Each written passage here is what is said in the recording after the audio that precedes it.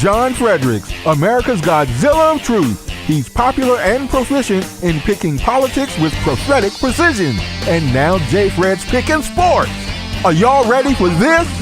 All across the airwaves and streams of the John Fredericks Media Network, John, Jack, and Nate, three guys that are pretty wise when it comes to picking winners. Football, basketball, baseball, soccer, golf, UFC battles, you name it. When the game is on your mind and money's on the line, Godzilla Wins is your guide to picking winners. Before you make that play, hear what J. Fred has to say. Godzilla Wins on the John Fredericks Media Network. Oh yeah, for entertainment purposes only.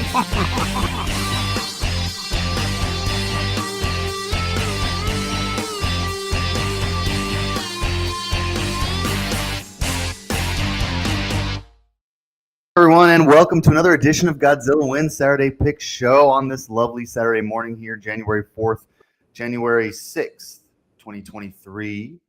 I'm Jack Fredericks, your host, alongside my father, the Godzilla of Truth, John Fredericks, our senior editor-in-chief, Nate Perry, senior contributor and editor, Dan Angel, will also be joining us for the entire show today, and Mitch Rogers will stop by during the NFL segment to talk about all the NFL games. We got a great show for you today. Really excited about what we got planned. We're going to do some variety topics here. Talk about the transfer portal. A lot of us are kind of upset with some of the bowl games. That Orange Bowl particularly was kind of a mess. So we're going to talk about maybe how to fix college football, or maybe even just talk about if it needs fixing at all.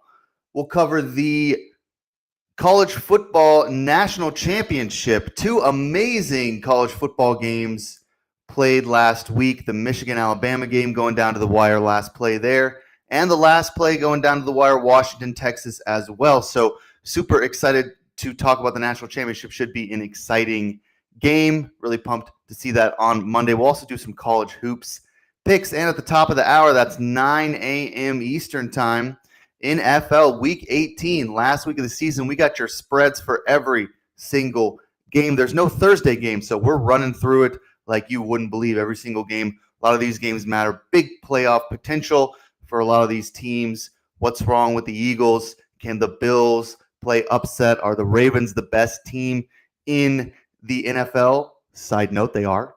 We will talk about all that with Mitch Rogers and Dan coming up at 9. But first, we got to talk a little bit about how Godzilla Wins and all its subsidiaries are for entertainment purposes only. If you have a gambling problem, please call 1-800-GAMBLER. That's 1-800-426-2537 in Colorado, Illinois, Indiana, Louisiana, Maryland, Michigan, Nebraska, Ohio, Pennsylvania, Tennessee, Virginia, West Virginia, and Wyoming. Call 800-327-5050 or visit gamblinghelpline-ma.org in Massachusetts. Call 887-G-HOPE-NY or text HOPE-NY to 467-369 in New York. Call 1-800-NEXT-STEP in Arizona, 1-800-522-4700 in Kansas, New Hampshire, 888-789-777, or visit ccpg.org in Connecticut, 1-800-BETS-OFF in Iowa, or visit opgr.org in Oregon. Remember, folks, please gamble responsibly. All right. Welcome to the show, Dan and Dad. Happy y'all are here to join us for Saturday. Happy Saturday. Indeed. So we will talk about the College Football National Championship. For those of you listening, every week I put out a run sheet, basically tells everybody what we're going to be talking about and the time. And both Dan and my dad caught that I had just forgot about the national championship. I don't know why. I mean, it's like the biggest game this week, but for whatever reason, I just was, I guess, so locked into hockey picks that I left it off the schedule. So just for Dan and Dad right now, where that NHL is, that's where we'll put the College Football National Championship. And you guys can talk about it as long as you want. If you want to scrap college basketball, you can do that as well. But you can do 20, 30 minutes on that. Those two games. Why don't we just start there? Why don't we just recap the level of excitement, how amazing those two games were for the college football playoff. Alabama and Texas both losing basically on the last play of the game. Dad, we'll start with you because you're always a good cheerleader for these types of things. How excited, I guess, are you for this national championship after two amazing playoff games? This has got to be the best college football season ever. This is why people love college football. This is why we have a show on it and spend an hour on it on Saturday. It's still pure. It's kind of like college baseball. It's the pure sport that we have, and even with the NIL and all the money in the portals, those had to be the two best games. They were everything they were built to be, plus more times 10, is what I thought. I mean, on the first game, Michigan, Alabama, there's nobody that was watching that is even a moderate college football fan, like your mom, for instance, that could miss a play. I mean, you couldn't get up to go to the bathroom without a commercial. I mean, it was that riveting, that exciting, everything that it was built to be. Just a great game, two great teams, two really good coaches, and two great staffs. And I just thought that. And then you go to the second game, which went on very late because of all the scoring. And then, of course, Texas has a chance to win the game at the end. Came down both games in a final play. Look, I don't know what's going to happen with the expanded playoff, but I think it's a good thing because you would have to think, Dan and Jack and Nate, you would have to think that if this year was the expanded playoff, which is what, 12 games, is that what it is, Dan? 12 teams, yeah. You would have to think that in 95% likelihood, those four teams would have been in the Final Four, because I think the those that rated these teams, the committee that put them in the Final Four, got it right. Those are the best four teams in the country. So maybe Georgia gets in and beats somebody. So maybe four, maybe they were the best five. But I think the college football playoff next year, expanding to 12, is going to be phenomenal. I think it's a great decision because you want more teams to have an opportunity and get rid of the dumb bowl games that we had with all these kids going in the portal, which, I mean, the one Florida State game was sad. I mean, that was just sad. Yeah, but what a great game that was, and what a great day for college football, college athletics, college players, the whole image of it. Just a great day with two great games. This is a good segue into what I really want to talk about, and we can spend a lot of time on this because I know everybody's going to have thoughts, is the contrast, Dan, between the two playoff games and the Orange Bowl. Now, Florida State had some problems before the opt-outs and the transfers. Not everybody at Georgia played either. So some of that we can take with a little bit of a grain of salt. But the big story in a game like the Orange Bowl, that should have been a really incredible game. Two teams that are dominant. If Florida State hadn't lost, Georgia just lost, in the SEC championship. Orange Bowl there's a lot of history with the Orange Bowl. It's usually an exciting game, and we get this major blowout, biggest blowout in history because of the opt-out, 63-3 Georgia, because a lot of these guys just are not going to play in these games that don't matter. We always talk about motivation with some of these bowl games, and it seems that everyone wants to now fix this issue where either you declare the transfer portal, you opt out for the draft, whatever. They want to try to fix some sort of way so that there's not so much chaos, and these teams are not a shell of what they were during the season, during bowl season. Dan, I want to start with you here. My question is, if you were commissioner, if we made you commissioner for a day, I guess that would be. I mean, if you were in charge of the NCAA for a day, that's a scary thought. Yeah, Dan Angel in charge of college athletics. It is now. Yeah. How might you fix this? Okay, so I've actually floated part of this idea with, I think, the basketball-esque idea during the Diamond Head, who said it made too much sense to ever implement it. But the first thing I would do is break football away from the other sports and make football conferences a totally different thing. Have every other sport play in conferences that make geographic sense. Like, there's no reason for UCLA to be in a separate conference than Arizona for women's softball just because football can make more money. So football becomes its own beast. and then introduce promotion and relegation like we do with soccer. And then your bowl games, can a team stay in on the top conference? Like, can Vanderbilt hold off Troy for their spot in the SEC? Have that become the bowl game? Nobody's opting out of that one because the Vanderbilt players want to keep the status, and Troy would want to get into the SEC. So you've got a game where both teams genuinely.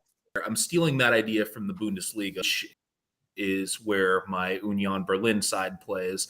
The way it works there is the bottom two teams are automatically relegated, and the worst team gets a chance to save itself against the third best team from the second Bundesliga with a 2-off. So this is how it works. All of your bowl games, like the last place team in the ACC, SEC, Big 12 plays the champion of one of these group of 5 conferences. If you win, you get to keep your spot. If you lose, go play in the group of 5 next year. Dan, I've never heard a more creative solution to college football, but it would solve a lot of problems that we have while also creating a bunch of excitement. And I think one of the things that I like about your point, and I'll make this a couple times, and we'll go to Nate here, and maybe Nate's got some ideas about this as well. But this is kind of my major point is, and I heard Saban say this a while ago, so it's kind of been in my head. College football is semi-pro now. I mean, it's just amateur athletics. It's not college football. The University of Georgia football team has nothing to do with the University of Georgia women's softball, like Dan's saying. It has nothing to do with University of Georgia's graduate school or their education department, their English department. There is the University of Georgia football team, which is its own entity, a money-making machine, an entertainment-filled product on the field, and then there's the University of Georgia's literature department. Those two things used to sort of mean something. They used to be kind of similar. They're not as much anymore. And the transfer portal, I think, really emphasizes that, because these guys don't go, they're just transferring wherever. They don't care where they go to school, and that's fine. They're trying to play football. I get that. I'm not saying they should care where they go to school, but it's emphasizing this point that this is just semi-pro.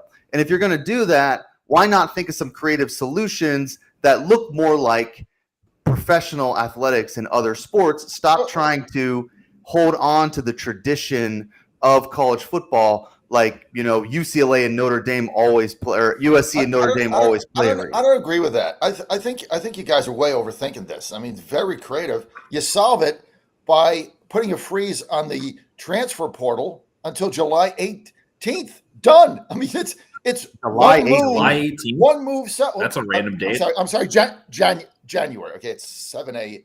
That makes more sense. January. You lock it off until January 18th, and that solves everything. The other thing, it's going to self-solve with 12 teams in the playoff, because you just took 8 teams out of meaningless bowl games. And if there's no transfer portal, either the kids are going to play or not, and then they have to make a business decision. And I don't begrudge anybody that decision. They've got to make a decision for their own career. But what's driving this transfer portal, guys, it's only a part of this is playing time or what team you're. What's driving it is NIL money. I mean, that's what, and you got these players now going from college to college to college, sophomore, junior, senior, each step up now, they're getting more money, they're getting more promise of NIL money. And this thing is real. I mean, I've been talking to a lot of people involved in this because of our position here in Pittsburgh, and we're going into West Virginia with some stations. The money it's a lot of money, and it's real. So you got kids chasing that. And so, the only way to stop it is what Lane Kiffin said. I believe he said this, is you just got to cut this thing off and say, hey, you can't go in the portal until pick a day, January 15th, 18th, after everything's over. It's not going to solve anything. I mean, it's really, because the kids will, if they are offered, and there's some tampering that is always going to go on with this stuff.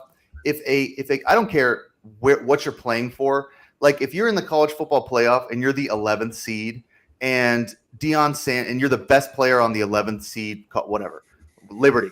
And Deion Sanders comes around the side and says, Colorado will give you $1.2 million to transfer, but you can't play in this game. Like, they ain't playing. So Yeah, if you don't stop the opt-out, if you shut the portal off, they can't. The NCAA rules prohibit that.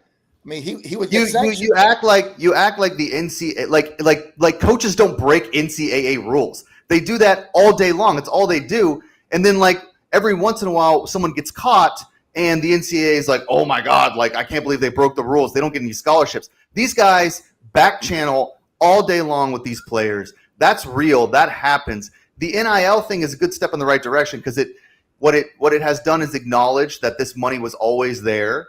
And now it's out in the open, and that's good, and there's more of it. The players should get more money. But this idea that these coaches are like, oh my God, I would never talk to a player until January 14th. That would be so disrespectful of the NCAA. I'm so scared. That doesn't happen. They'll get sanctioned. If they get caught, there is a way to stop that, but the NCAA would have to bring back a penalty that it hasn't used since 19, and that's kicking a school off live television. Like the last school that happened to was Ole Miss in 1995, and now the money's gotten so crazy with that the NCAA won't do it anymore. Right. So my proposal on that is twofold.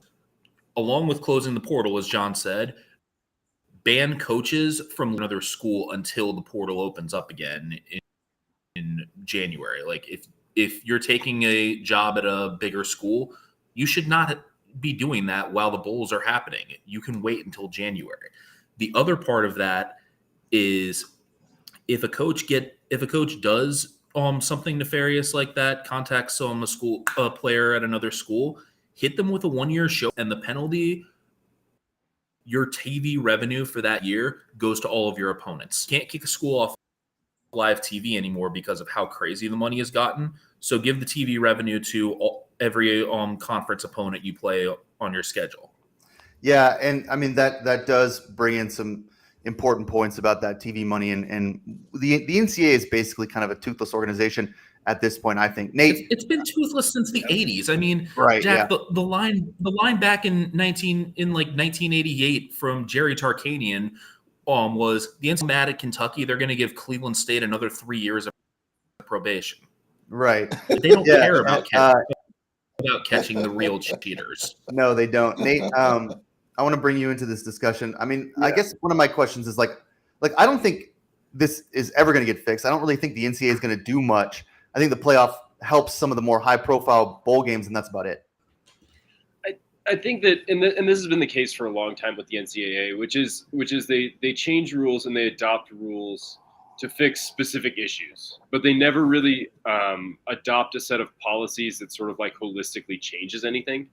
So you know, they do the NIL, but then they don't change any of the other rules to sort of like accommodate this NIL money. You know, they change the transfer portal, but then they don't change any other rules to sort of like accommodate that to make it like look like a better product for bowl games.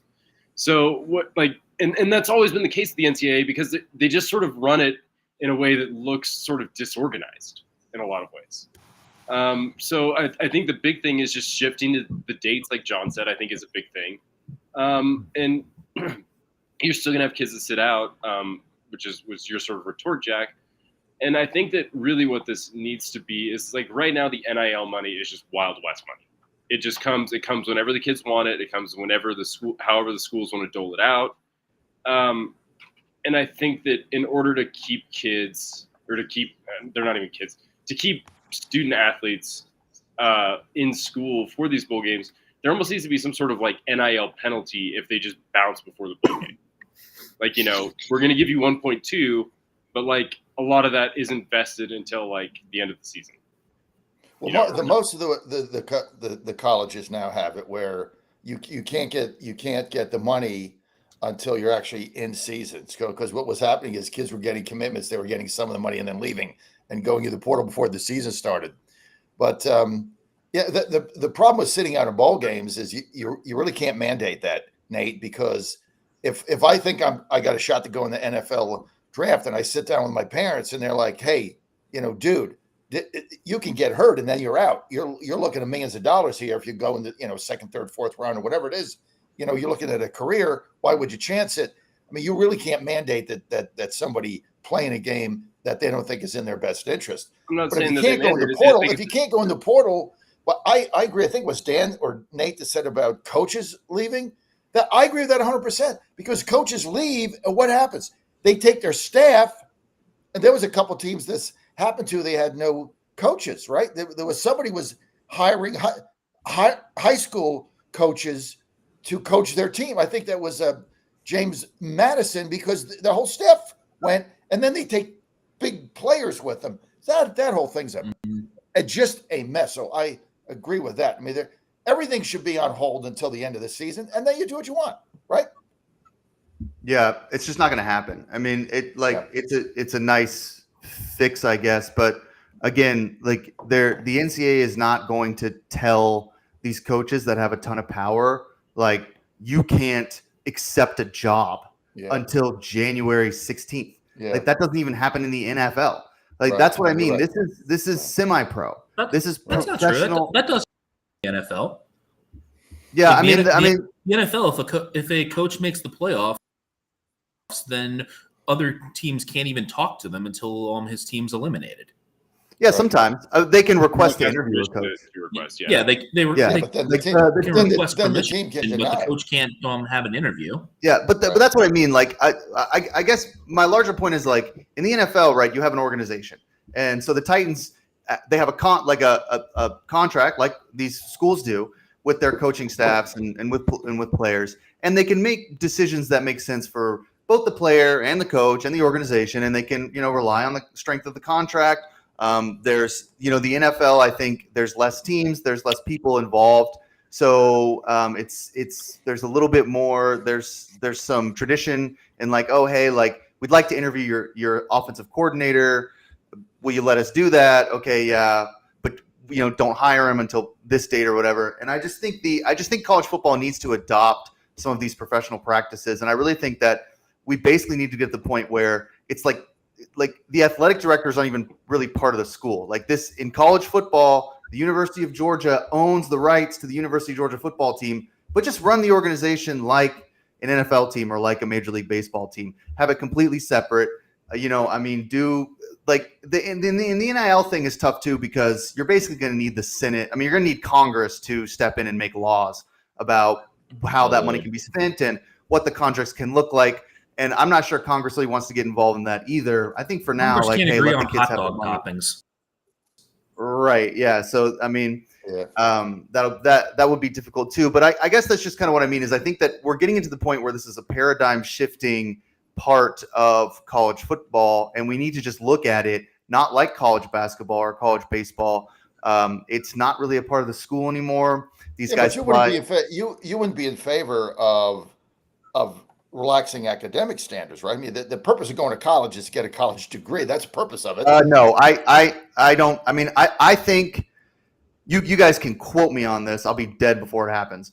But I think in the future, college, you're not even going to have to enroll in the college. And like that even happens now.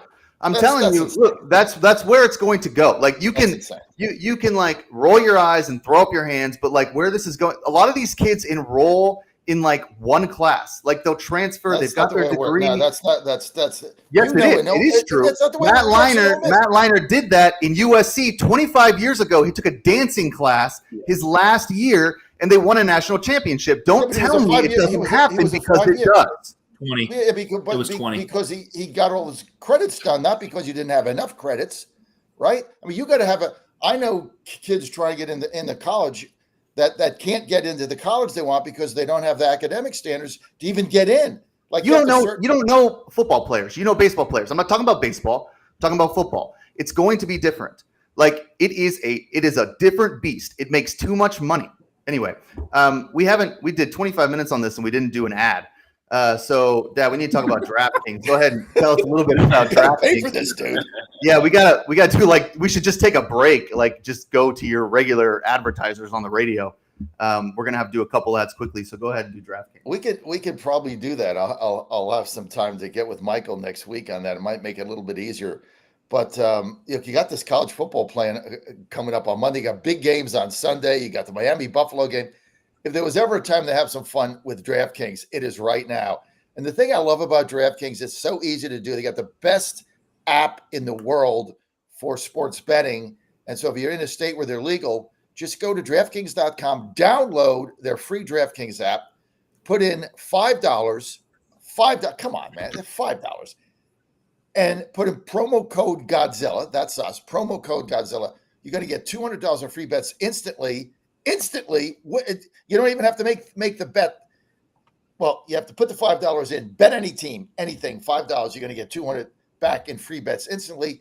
And then you can bet Washington, you can bet Michigan, you can bet Buffalo, Miami, whatever you want to do, over, under, props, all good. You're going to get $200 in free bets. DraftKings with promo code Godzilla. Now, gaming, you have to be responsible. If you or someone you know has a gambling problem, you want to call 888-532-3500, right? You're good to go there. But it is so much fun. And the DraftKings app has bonuses every day. It's really a lot of fun. For $5, you can have a great fun weekend playing around with it. Promo code Godzilla. Do it now.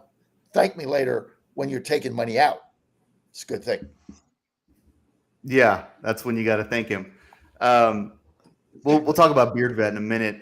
What I want to transition to now, before we get to the college football playoff and picking the games, is just something I feel a little less, I guess, passionate about, which is the Lions penalty nonsense, which I guess has been dominating the news. I understand why. I mean, every week I feel like we can talk about a penalty issue, but Nate, if you will, for the readers who might not be as tuned in to Lions Cowboys, since I know you watched that game, set us up. What's going on with this controversy? And then we can talk about if it even is a controversy, which I don't know. I mean, at this point, who cares? So on Saturday night, the Lions were playing the Cowboys. The Lions made a late charge. The score got to 20-19, and gambling Dan Campbell decided that he was just going to go for 2 to try and end it right there, which is a thing that Dan Campbell makes pretty aggressive decisions in end of game scenarios quite often. So it's not really that crazy. What happened afterwards when they were setting up for the 2-point conversion was Detroit gets penalized for an ineligible player downfield and illegal touching after the referee announced that offensive tackle Dan Skipper was eligible instead of who the Lions wanted to be eligible, which was Taylor Decker. There was a miscommunication. The Lions essentially sent 3 offensive linemen over to the referees to try and sort of obfuscate who was going to be the eligible receiver. And they did such a good job of confusing the opposing defense that even the referees didn't know what was going on. So they just declared the wrong person eligible because they got confused by all these large men walking up to them saying they were eligible. So, Dan Campbell says, I'm certain that, Decker said that he was eligible, and Decker says, I'm certain I said I was eligible. And everyone seems to be in agreement, except the referee just didn't hear it. And it was just a human error. So that's just going to happen in the NFL, I guess, especially when you're going to run like a gimmicky trick play at the end of a game where it's loud as hell in the stadium. Everyone's going crazy. Everyone's stressed out. That's just going to happen unless they change the way that guys report, especially when you send a whole bunch of guys over to the referees to say this one guy without being obvious about it to the defense. Yeah. So Dad, we'll go to you now. I guess my question is this a story? I mean, it just seems like from my perspective, I think from Nate's perspective, now Nate's a Cowboys fan, so you take that with what you will. The Cowboys end up winning that game. But from my perspective, it's kind of like, I don't know. I mean, that was way too gimmicky. It screwed up the ref. But at the same time, Eric Decker's a wide receiver. So how is he not eligible? I don't know. Taylor Decker's not. He was an offensive lineman. Yeah. They're both. They just sent all the offensive linemen over. Right. That's right. Yeah. Look, here's my acronym for Dan Campbell and the Lions. STFU. I mean, this is shut up. You run a play that you try to out trick everybody, including the refs, and then you get caught. And it was very difficult for the refs to hear. And so now you're whining. Okay, shut up. Okay, I've had enough of the whole thing. Right? You made that decision. You ran that play. You did it in a way to disguise it so that it was even tough for the referees to understand what was going on, and it didn't work out for you. So shut up. Here's my thing. After they got the penalty, now they're on the 7-yard line. Kick the extra point, go into overtime. You just tied the game on 5 plays. You got the ball at the 20 with 53 seconds or something, and in 5 plays you're in the end zone. You got all the momentum. You can see the Dallas defense is gassed, right? So maybe you don't win the flip. Maybe you win the flip. Go to overtime, and if you get the ball back, you are going to go down a touchdown again and win the game because you just scored in 5 plays. The whole thing to me was asinine. I don't know what Campbell was doing, and now they're whining about it. And look, the Cowboys, and they had 2 of the chances to do the 2. They had it from the 7. Then he got the defensive offsides. Then they got back to the 2, and they couldn't score. So 2 out of the 3 plays you didn't score, and now you're whining to me? Shut up. Dallas won the game. Dan, do the Lions have an argument here? I mean, it seems like they do. I honestly did not see the play. I was relocating home, again, my Hawaiian situation. But I mean, it's probably going to get settled in the field in the playoffs anyway. Right. I mean, this is just a fundamental part of the NFL now. Is like there will be end of game calls that do not go someone's way, and the person that they don't, or the team that they don't go for, will complain loudly. You know, we saw it a couple weeks ago with the Chiefs with that offsides penalty. So it just happens all the time. Like for better or worse, like officiating the NFL is just sort of inconsistent sometimes. And it's frustrating for the players a lot of times, but that's just how it goes. Like, I don't know. It happens every week. I don't know how you can have sour grapes, like that often, like when you just know that, sometimes it breaks your way, sometimes it doesn't, but these calls are always going to happen. Would you guys agree that the PI flags, the pass interference flags now, especially on 3rd and 8, 3rd and 10 across the NFL, are really destroying the product? Because you can see a PI called kind of, maybe not, then it's not called maybe it should have been. I mean, you got I've seen so many of these PIs, pass interference on 3rd and 8, 3rd and 15. And it's like, well, what was that? I mean, it's destroying the game. I don't know how you fix that. I don't know, but there's got to be some consistency to it, because you watch these games. As soon as there's an incomplete pass on 3rd down, what is the first thing that goes in your mind? The first thing, is there a flag? That's the first thing. It's not, hey, good play, good defense. Is there a flag? You're looking on the TV for a flag, especially if you're betting the team that just stopped them, or that's your favorite team. It's becoming flag football. I guess. I mean, I think that too, though. Whenever there's like a 40-yard gain, I think holding. Where's the flag?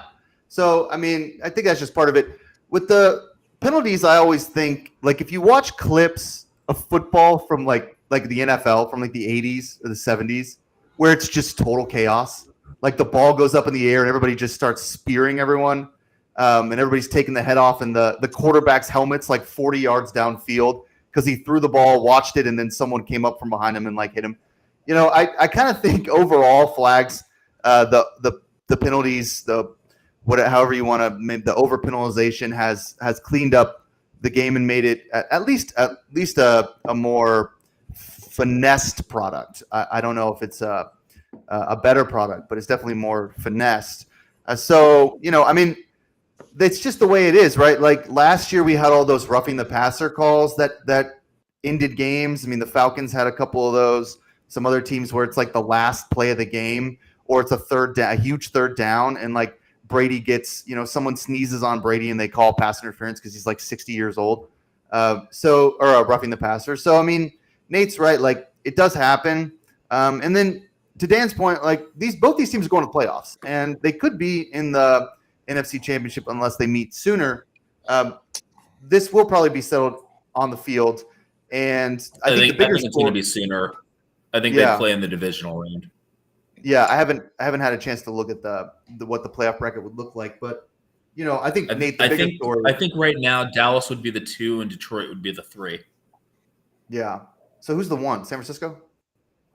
Yeah. Yeah. San Francisco's won. Yeah, Yeah. Giants So- or what are they? Niners. I just think the bigger story, Nate, is that the Cowboys almost lost at home, right? Wasn't that game at home? And so maybe the Lions are maybe the only team to really take it to Dallas at home. So maybe that would be an interesting angle in the playoffs if you're thinking about a matchup between those two teams. But a lot of talk. We can talk a lot about the NFL at the top of the hour here. Before we get into the national championship, I do want to talk a little bit about Beard Vet Coffee. This is just some of the best coffee on the market. I've been doing the Got mine K right here. cups. I see you got it right there. Here's mine. There you go. I got the K cups. Dad sent them to me for Christmas. Really incredible Christmas gift there. Been drinking a lot of those. I'm not usually a Keurig guy, but I'll tell you what, this Beard Vet Keurig coffee, it just hits different. It's a more superior K cup than the others on the market. So look, you go to beardvet.com. That's beardvet.com. You put in the promo code Godzilla, get you 10% off. This is an incredible company with some really incredible coffee. We all love coffee. All of us want to wake up in the morning to at least one hot cup of joe. And the best way to do that is with Beard Vet. You can get the whole bean. You can get the ground coffee. You can get the K-Cups. And while you're there, if you're like me, maybe you need to take care of your beard a little bit. They got your beard tinctures all taken care of. Sometimes my beard gets a little longer, and I got to go to Beard Vet and look at those products, see if I can't straighten it up a little bit. I've never been known for my ability to groom my hair, but Beard Vet keeps me at least a little tighter around the beard. Up top here, it gets a little crazy usually. But You think? Yeah. I've never been one. I had a comb a while ago. I lost it, so I just kind of roll with what I got. My So hair's do I have to buy you? I bought you Beard Vet coffee. You have to buy you a comb now? maybe. I mean, my hair is curly. I've got a lot of extra combs. I got a lot of I'm extra sure you combs do. that I don't use. Right. Look, my hair sticks up. It just does. Since I was a kid, it sticks straight up in the air. It's very curly. If I'm gonna have hair, doesn't matter what I do, it's gonna stick straight up in the air. So I've made peace with that, and we'll move on. So just for our listeners, I have to leave. So thanks to everyone for the first 37 minutes of the hour. This was so much fun. And Oh my God! Now we're having what are we having, a segment on hair that sticks up? Yeah. I got to go. Three of mine stick up. I got to comb my hair. So Nate's going to take over as host. You're going to talk about the national championship, do some college picks. You guys have a lot of fun, and I will see you next week. All my money is on the Huskies. I've ridden with them all year. I figure, why not ride with them now? We'll see you, Jack. Yeah, have a good week. All right. Love you. See you. All right. So now that I'm hosting, let's talk about the national title game. Let me pull up the odds here. Make sure I got it right. We have University of Michigan taking on University of Washington on Monday for the national title. The line was 4.5 last I saw it. Has that changed, Dan? Okay, 4.5. Michigan minus 4.5. Total is 56 points. Dan, why don't you just go ahead and just lead us off with kind of what your pick is, and kind of how you're thinking about this game. I mean, doubting Washington has been a great way to lose money. Under Kalen DeBoer, Washington 5-0 straight up, not against straight up as an underdog. The Huskies just do not lose. The public doubts them. And I think this is a situation where Michigan has not seen an offense like this all year.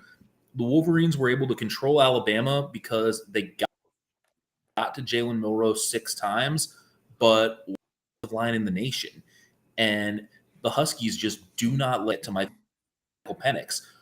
And on top of that, Michael Penix knows how to beat this Michigan team. Like, he came to Washington from Indiana. Record against Michigan since the 1980s is 1-27, and the one belongs to Michael Penix.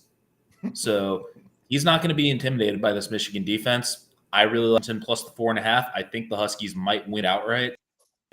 And I like the over is because A, if you're in Washington, you're probably backing their passing offense, and B, the national championship additionally turns into a point scoring fest. The over is hit 7 championship games. John, where are you at for this game? I'm with Dan here. Look, I picked Michigan to win the whole thing. So, that was my pick in the first college football game show we had. And I think, obviously they're in the final. So I was pretty on target there. But I don't know how you can lay 4.5 against this team. They're going to score. I mean, before the line came out after the Washington game, and I went to bed because it was very, very late, and I only got a few hours of sleep that night. I went to bed and I'm like, wow, I don't know, Michigan won, pick 'em, maybe Michigan 1.5, 4.5. I'm not gonna. You got to be out of your mind if you think you're going to lay 4.5 against this team. The other thing is, Saban went into the half, right? And we all knew he was going to make the adjustments because that's what he does. That's why he's such a great coach. Goes into the half, makes the adjustments. Alabama then starts moving the football right down the field. That's how they got the lead. And so Michigan in the second half, that defense looked a lot more vulnerable than it did in the first half against the pass. I just don't see how you're going to stop this Washington team. Texas is good. And I mean, how many drives did they actually stop them? Like one? The turnovers, obviously, if they get a bunch of turnovers and, all bets are off. But I think if you're betting this game, you got to take the 4.5. This to me is going to be one of the best bets ever in the college football championship game because I'm with Dan. All this team does is win. And so why are they a 4.5 point underdog with that offense and probably one of the best quarterbacks ever? I don't see it. I think Washington wins this whole game, even though I picked Michigan, and I'm going to take the Huskies and the 4.5. This is one of the best bets ever, I think. I hate it when we all agree, but I was a Washington skeptic for so long, and finally I just kind of sucked it up and bet them last weekend, and they won, and Michigan too.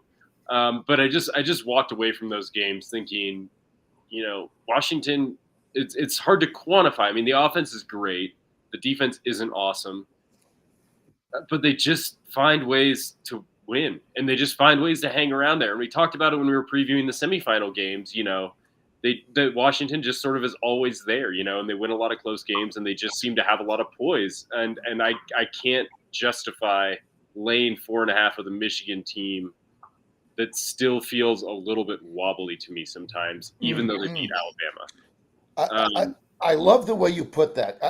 That is succinct and sums it up. Just what you said.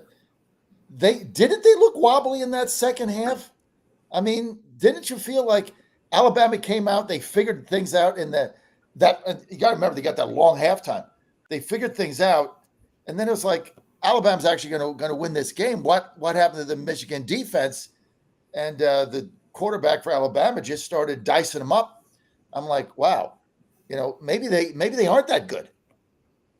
I mean, that's really the thing. I just like the Michigan offense, for all of its sort of power sometimes just looks really one-dimensional and pretty flat. So I just, it doesn't present the same sort of challenges to the Washington defense that I think that the Washington offense, poses to the Michigan defense. I think that there's just a mismatch there. I do sort of like the over as well. I think the over is sort of my preferred play, but I think Washington's probably the side that I'll be on. No, we all agree. We all agree. Yeah. Gosh, that means if you're listening to so that means bet the farm on Michigan. Yeah. No, I think Dan, what Dan said also is you really want to let what Dan said sink in. Penix doesn't get sacked. I mean, they got one of the best offensive lines in the country. If you take those 6 sacks out, right? Just take half of them out. Alabama wins that game. It's not even close. So without their ability to sack and get pressure on Penix the way they did with the Alabama quarterback, I can't remember his name. Milroe. Milroe. Without them getting that kind of pressure on Penix, I was surprised. If you look at that second half and you look at the pass game of Alabama, the separation that those receivers had, like every time he threw a pass, some guy was wide open somewhere. And I'm like, what the hell happened? Well, it's because in the first half, he was pressured. They started protecting him, rolling him out, guys wide open all over the place. You try to do that with Penix and this Washington team, you're gonna get sliced and diced. So good luck beating them. And Alabama, one of their biggest weaknesses all year was protecting the quarterback, which Washington has never had a problem with that. Yeah. Sure. And it speaks to the offensive line and the skill players at Washington that, like, Penix is not really getting a ton of draft hype despite putting up just video game numbers this season. But nobody's teams aren't, like, throwing off their season to get Penix. So it really does speak to sort of the system and what they have around him. And I think that's just going to be it speaks to how well-rounded the offense is, and I think that's going to be a challenge for Michigan. Why is that, Dan? Why haven't we had Penix Heisman mania, right? That you had with Bryce Young, say, with Georgia and some of the other quarterbacks. Why is this guy gone kind of under the? I mean, he's in the talk, but he's kind of like there's no groundswell out there like you have with some of these quarterbacks. Why is that? Right. Everyone's talking about Caleb Williams, and all he did was lose games at USC. Exactly. Yeah, and it's tough to say because I mean, Penix has had standing years at Washington, and I think it might be just because, as Nate touched on, people are just more sold Washington's offense as a unit as opposed to Penix being the thing that makes that offense run.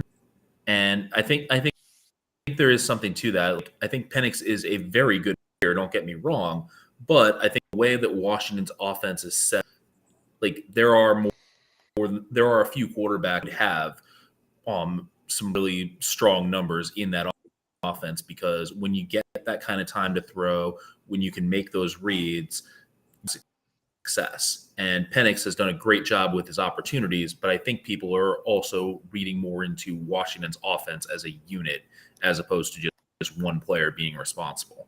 I'm with Nate here too about Michigan's like more one-dimensional offense. Mm-hmm. I mean, you look at how many plays J.J. McCarthy ran the ball around. I mean, that if you got one team dependent on a quarterback running out of the pocket, and you got another team that's just got basically a pro set Bill Walsh pass offense with a lot of receivers and a great offensive line. I just don't know how they're just going to wear you down. And then just for entertainment purposes, they're fun to watch. Like if you bet Washington, strictly entertainment, right? That's what to me gambling is. I gamble for entertainment on football. So if you're betting Washington, okay, here's what's fun.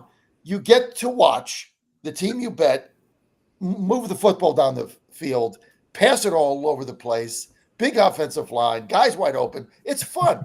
You're betting Michigan every time the guy goes back to pass, you put your heart in your mouth, right? Because you don't know what's going to, especially if he throws it long. So just for a pure entertainment. This is a great lead into some of my college basketball picks, Washington's the play because they're a fun team to watch. Why are you going to root for the other team? They're boring. They're slow. You got one-dimensional Harbaughs, whatever. They're just a more fun team to bet on. Plus, you're getting 4.5. No brainer. And we haven't even touched on the narrative angle, which is the Pac-12 will be no more after this season. Wouldn't it be just the ultimate NCAA scenario? Blaze of glory. The conference wins the last 14 playoff. The Pac-12 has been the best conference all year. They deserve this. Yeah, I agree. All right. Well, we have 11 minutes. Do you guys have some hockey picks you want to get through before we get to our around the horn college basketball? You guys want to talk hockey for a sec? Sadly, yes. Okay, let's do some hockey then. I'm gonna let John see if he can guess where I'm going with this. Penguins. Ottawa. No. Yes. What? I mean, the Senators are on the Western Canadian swing, so it means we've got Vancouver, Seattle, Edmonton, Calgary all in a row. We've got Edmonton next after getting bombed by both Vancouver and Seattle. And our penalty kill cannot stop anything. And against Edmonton, that is an absolute death sentence. So this is not going to end well. 1.5. This is going to be an epic disaster for the Senators. If you want to make life fall even easier on you, I hate that I'm doing this as well, but Toronto's not losing to San Jose. Pair those two together, and that's basically the Dan Angel night play. But Yeah, Edmonton minus the 1.5, and to win at San Jose makes a ton of sense. I think you should trust the What do Maple you, Leafs. Dan? What do you really think of the Maple Leafs? Honestly, because they're a lot of those guys are over. Some people think they're overpaid. They're a bunch of whiners, but they got a lot of talent. I mean, do you see Are that we team talking? Are going? we talking about the 2004 team now? It's Toronto Maple Leafs. I mean, what is your just I mean, give me your overall take on the Leafs? Toronto's had that label since Ty Domi and Darcy Tucker were on the ice. Ugh. I mean, I the current version of the Maple Leafs is far more than the team that Ottawa kept running into in the playoffs 20 years ago. The team Right. was a bunch of whiners, and it ticked me off to no end that we kept losing playoffs year after year. This Leafs team, I can actually respect. They have a ton of talent. They're just not that good on defense. I mean, they're really kind of a finesse team, and they've shown that they can't get it done most. So they're fun to watch this season, but it just never ends up working for them. I got this other question because I know you're into these Canada teams. I've had a lot of success this season early on betting the Jets, and you watch Winnipeg play. They seem to be one of the better all around rounded teams out there. What's your take on the Jets? Yeah, I mean, the Jets have really been kind of a surprise on this year, just how well they've rounded into form. Like, I thought they were getting older and window was closing with Wheeler and Scheifele, but went really good, and that's been a really strong play. So let's get to the Penguins. I bet on them, they lose. I bet against them, they win. I can't figure this team out. Obviously, I'm in Pittsburgh. They're on TV. I watch them, 2-3 times a week. I've been in a few of the games. It's like there's a box of chocolates. You never know what the hell you're going to get. You cannot bet against this team because you can't figure them out. Home, away, road, nothing makes sense. Sometimes they look really slow. It's like, well, this team's just over there. And then other times they're fierce and they get a lot of shots on goal. Then the game after that, they don't have any shots on goal. What is the deal with this team? I mean, it's tough to figure out. Like, that happens sometimes with older teams. When a team is on their last legs like that, because I mean, the Penguins have so many players who are just getting up there in the years. Yeah. Like, a few games when they can put it all together, but they can't sustain it night after night. And it's such a grind, especially at this point in the year. You know what? I think you nailed it. In looking at the Penguins, I haven't thought about it that way. I know they're older. I know they're slower. You kind of root for them because the guys have been there a while. But I think you're right. I think that's the problem is it's unsustainable, and especially when they're playing back-to-back games and things of that nature. And you follow the NHL like now I've started to do. It's a grind. Yeah. And I've won money this season in the NHL. I'm betting against teams that have played 2-3 road games in 5 days. That third game they're always losing. I mean, it's just tough, and hockey's tough. And so you always want to watch. You always want to watch those interconference swings because the nature of the schedule. There's always going to be a few of those road trips, like Eastern Canada swing, the Southern California swing, going east, the Eastern Canada swing for the Western Conference teams. Whenever a team is playing those games from the other conference, that's the time where you've got some. Yeah, and then you look at the Rangers, and they got so much speed on that team and so much talent, but you always know you just kind of know something's going to go wrong. I mean, don't you just feel that like with the Rangers? Like I just don't see them winning the cup. You always kind of know something is going to go wrong with this team. I think that's another very hard team to figure out because sometimes they look like, well, this team can win it all, and then other nights it's like, they don't put things together either.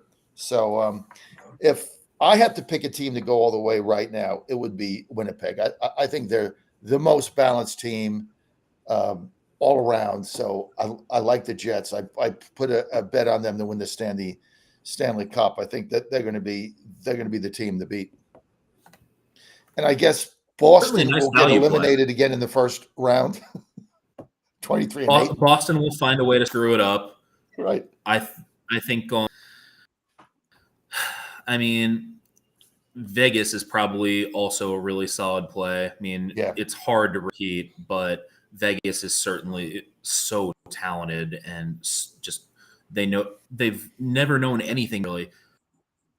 I do have to disagree with you a little bit on the Rangers. I think that with Peter Laviolette behind the bench, I think in April this team, I mean, he's been there so many times with so many different. I think his experience is going to make a big difference with this team when it gets the playoffs. So I would definitely take a flyer on the Rangers right now. All right. I think that is I'm gonna conclude our hockey talk, and I'm gonna switch us to college basketball because we got about 3.5 minutes before we move over to the NFL. So, and I want to get these college picks in. I'm gonna have mine in on the website. You can check our daily picks section on the website at GodzillaWins.com. I'll have all my picks in case I don't have time to talk about them before we switch over to the NFL. But I'm gonna give Dan the floor to discuss which college basketball games we should be betting on before the NFL starts at 1 o'clock and probably consumes most people's attention. It's never too early to get gambling. We got games all day. All right. So the first game that I'm looking at is going to be like Creighton against Providence. I think that the Friars just really are not that strong in this matchup. Creighton at home. I mean, Providence is just a ling team in the Big East, and I think Creighton has looked like they're as strong as usual. They're likely going to be up in that mix for the Big East title, and I just don't like Providence's offense at all. The defense is really strong, but that offense, they can't shoot very well. They don't get to the free throw line enough. I think that's a really bad combination going into Omaha. Notre Dame and Duke, I really like the under here. And Notre Dame, like, I think they've kind of, because they have no choice, they've kind of fully embraced Micah Shrewsbury's gritty, not pretty mentality that he had at Penn State, because this Notre Dame team just has no offense. You look at some of their recent scores, and the games are in the 50s. Like, Virginia doesn't score anyway, but they got held to 50. Notre Dame, I think, put up 46 against the Citadel in a 20-point home loss. And Duke hasn't really looked that great as far as playing on the road. So I think that this is going to be an absolute grinder. And I don't think you're going to see too many points scored. So it's going to be one where you're going to need some beer coffee to keep you interested. That's like that watching the Duke Notre Dame game is like watching paint dry. I mean, I got better things to do on a Saturday afternoon. I mean, watching Notre Dame versus anybody.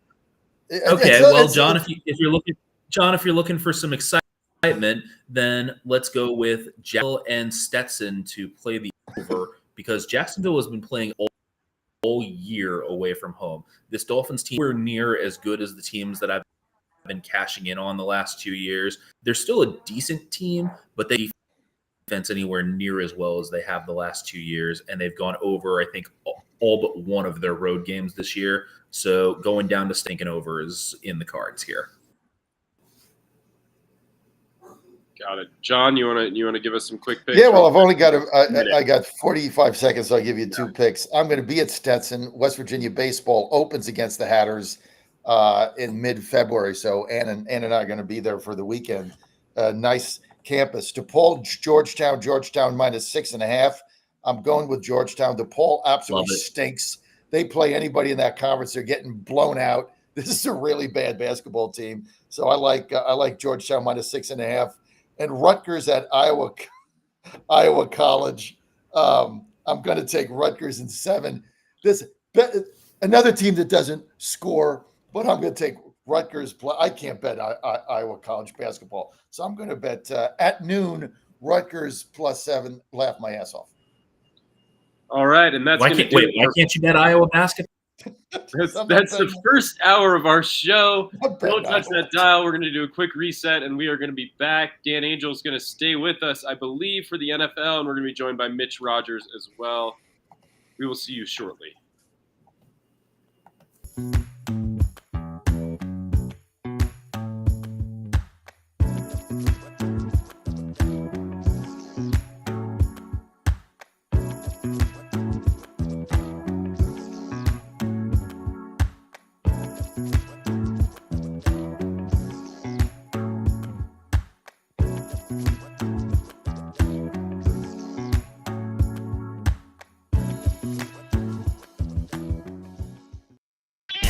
You're listening to Godzilla Wins on the John Fredericks Media Network. For a deeper dive without the jive, visit the website of winners, GodzillaWins.com. Let's get back to the show with the guys in the know, John, Jack, and Nate. It's Godzilla Wins on the John Fredericks Media Network.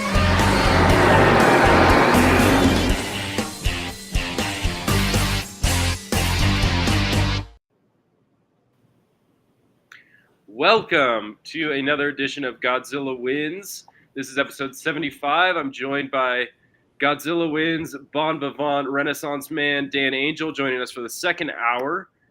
Usually we got him for the first hour, but we got him the whole show this time around. We're also joined by Mitch Rogers, who writes for the website, doing NFL coverage, particularly the Steelers, which is where we're going to be leading off with this game. John is probably getting another cup of beer fed coffee, and he'll be joining us soon. Welcome to the show, Mitch. It's good to be here. Happy New Year, everybody. Happy New Year. All right. So we got a loaded slate. I'm just going to dive right in. John can just catch up when he gets here because we have so many games. This weekend, we didn't have a Thursday game, so basically we're just previewing everything today. And it starts with the Pittsburgh Steelers taking on the Baltimore Ravens. This line has just been in free fall basically since it opened. It opened with Ravens, kind of like plus 4.5, plus 5. Now it's Ravens plus 3. The total is fairly low at 34.5. So just to give sort of like a little bit of context, because I think that it's important for these games, starting off, it's important to sort of note that the Ravens are really playing for nothing, right? The Ravens have already locked up the number 1 seed in the AFC. The Steelers, however, are still playing for something. What are the Steelers playing for, Mitch? Yeah, so if the Steelers, it's a must-win over the Ravens. They need some help. They need either a Jacksonville Jaguars loss or a Buffalo Bills loss on Sunday. There are other scenarios. There can be a tie, and the game, the Texans game later, if that ties and the Steelers win, they're in. And if the Steelers lose, there's some crazy whacked out scenario they can still get in. So they need a little help. And both games they need help in. Their teams aren't favored to win, so it's going to take a little bit of a miracle, a little post-Christmas miracle to get in. All right, yeah. So from a betting perspective, now that we kind of know what's going on, that explains why the line is plus 3, is because Baltimore is really not terribly motivated to play for anything. Lamar Jackson's going to be sitting. Tyler Huntley's going to be taking the start for the Ravens. Who do you like in this game, Mitch? Yeah, I mean, and also on defense, they're still down Marlon Humphreys. They're not going to be starting a couple of other key defenders. But what's intriguing about this spread is with the Ravens literally resting all of their star players, the spread is only 3 or 3.5, depending on where you're looking right now, which is scary. And that's because the bettors know this is still going to be a close game. In 2019, they had the exact same scenario. Ravens were fortunate to had everything locked up. The Steelers were 8-8, needed a win to get in, and lost 28-10. With Huntley at quarterback. So they know that this Ravens team and the backups will still play hard. I think the Steelers still win. Now, the Steelers momentum and the play of Mason Rudolph is real. The running attack for the Steelers is formidable. It really is. And if they don't lapse this week, they should take care of the Ravens easily. But I think the Ravens score, so I would take the over on here, and I would take the Steelers. And I'm pretty hot with these NFL bets, everybody. So I would I'd listen. Dan, what are your thoughts? Well, I mean, there's one thing that Baltimore has done really well, and that's win the first half. I mean, the Ravens are 13 ATS in the first half and giving up 7 first half points per game. Pittsburgh has not really been that great of a first half team. So I think taking Baltimore on the spread in the first half might be the way to go here. John? Mitch, what is the I had to go get another cup of beer, coffee. You had to get your second West Virginia shirt of the show. I love it. I know. Well, I had a shirt. I got so many West Virginia shirts. You're buttering me up. I can't even. Yes, I'm just going to agree with you all day now. Well, I got one West Virginia shirt with my son's picture on it, right? So I we saw got that one. That's a pretty. I got that for Christmas, so he bought that. That's Was awesome. his present to me. Here's a shirt, Dad. Merry Christmas with my picture on it, my number. Yeah, great. Yeah, Wear those at games, right? So triple X behind home plate. That's all you need at a West Virginia game. But run me through this scenario. What has to happen for the Steelers to make the playoffs? Run everybody through that. Yeah, real quick. I just did. So if the Steelers need a win and they need a Jaguars loss or a Bills loss or a tie in the Texans game would also help them. So they need some help. They need a Jaguars or a Bills loss. So you look at this game, and here's why casinos are multi-million dollar operations, and the public loses, because you're going to look at this game and you're going to say Ravens locked up number one seed. They're going to rest the most of their players in the second half. They got nothing to play for. Steelers have to win or they're out. Obviously, a couple other things has to happen, like the Bills could get beat at Miami, could happen, or Jacksonville could get beat. They've lost five straight or 4 out of 5, could happen. But I like the Ravens. Why? Because everybody's betting the Steelers. Why? Because it doesn't make any sense to bet the Ravens at home. And Pittsburgh wins one game, and now all of a sudden, right, they're going to get in the playoffs. This is not a good football team, dude. I like the Ravens at home. Plus, I'm getting 3 games. Plus, Rudolph's going to beat me. These are the games where you think, okay, obviously they have nothing to play for, and these are the games you lose. So just based on historic public money going down the tubes, I'm going with the Ravens. I'm inclined to agree with the Steelers John. weren't good 2 years ago when they found their way in. Yeah, well, I'm not disputing they could win the game. It's just that for the average bettor, they're going to look at the game and they're going to say, and I've done this, I've lost multiple thousands of dollars doing this. What do the Ravens have to play for? Half the team's going to get sit in the second half. Steelers have to win to get in. Why would you bet the Ravens? Ravens turn around, win the game, and knock them out. Plus, these teams hate each other. You can't discount that. This is not like the Steelers are playing the Chargers, right? These teams hate each other. So I just don't see the Ravens at home laying down. I think they would love to get momentum going into that bye week and knock them out of the playoffs. I think the Ravens is the play for me as well, largely for the reasons that John said. Tyler Huntley's a pretty good backup, and I'm just not really sold on. We've seen so many of these two-game bounces for quarterbacks. I mean, we experienced, Browning mania. Tommy DeVito became like a cultural phenomenon. Josh Dobbs, the Pastronaut. We had Nick Mullins playing pretty well in Minnesota. And they basically had 2 good games, all of them, and then they came back to earth. I think that Mason Rudolph probably is on the same trajectory as all of those other quarterbacks. So, all things being equal, I just think that the roster is so much stronger for the Ravens, even though they're going to be resting some players. I think that they probably still can win this game.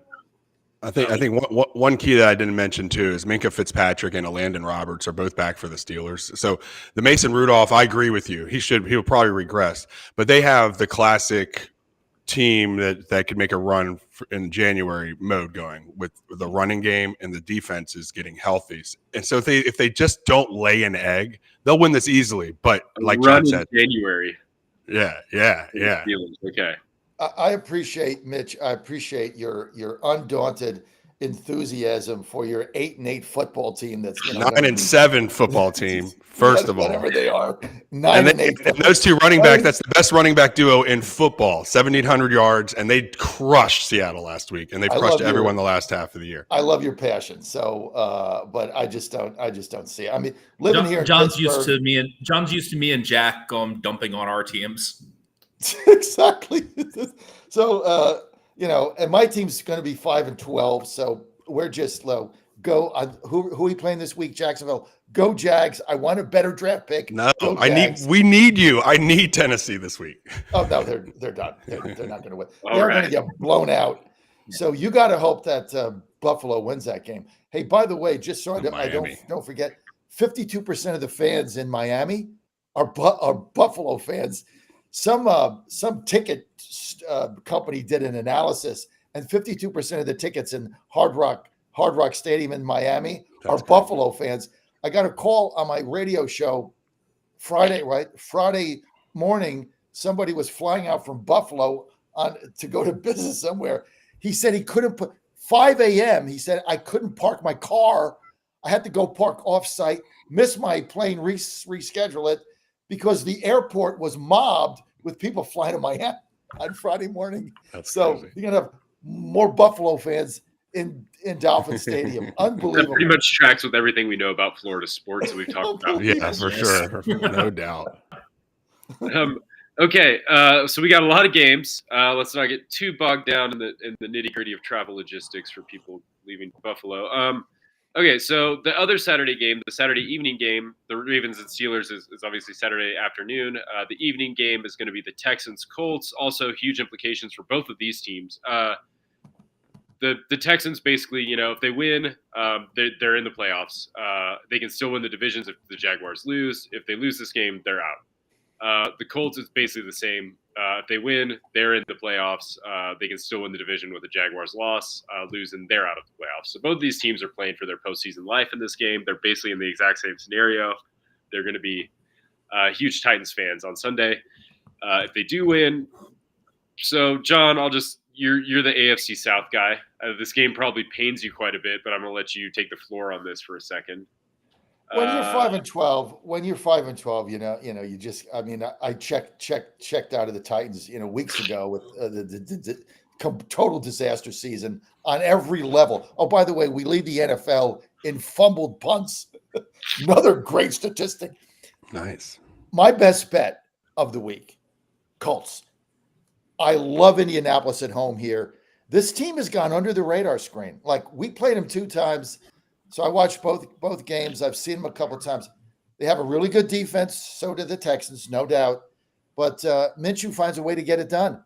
And remember, Minshew's a veteran. You're going against a rookie quarterback, Stroud. First really big game he's had. We'll see what happens on the road. Indy is a much better balanced, complete team than a lot of people give them credit for. And as much as I've made fun of Randy Minshew this season, the guy wins football games. And he's won. Yeah, Garney. I say Randy. He was a House member in Virginia, so I forget. Gardner Minshew, as much as I've made fun of him, the guy has won a bunch of games in the fourth quarter this season for the Colts. So I love the Colts at home, win this game, get in the playoffs. Mitch? I like going the other way. CJ Stroud's story has just been so much fun, and CJ Stroud looked really good last week in his win over Tennessee. Because he played Tennessee, we suck. Come on, man. He still looked good. He's a rookie. Hey, the Colts barely beat the Raiders last week. I think the Colts are done. Their momentum is over. CJ Stroud. I'm going to take the Texans with -1.5 or whatever it is right now. Dan, you got any thoughts on this game? Yeah, I'm gonna quote our local columnist in the Indy Star, who had a piece on exactly what Mitch was saying. We've seen from the Colts year after year. This is exactly the type of game that Indianapolis blows playoffs, and I think this is exactly what happened again. I think Houston comes in and on the out, and another trend. Houston has really dominated in the first half on the road. The first half has gone under for the Texans this year. So look for a low-scoring first half here. Checked out when you said Greg Doyle. Is he still on Pat McAfee today, or what is he up to now? He's just on a rant. He's on a mission to take everybody down. Yeah. I like. I've always gotten along well with them.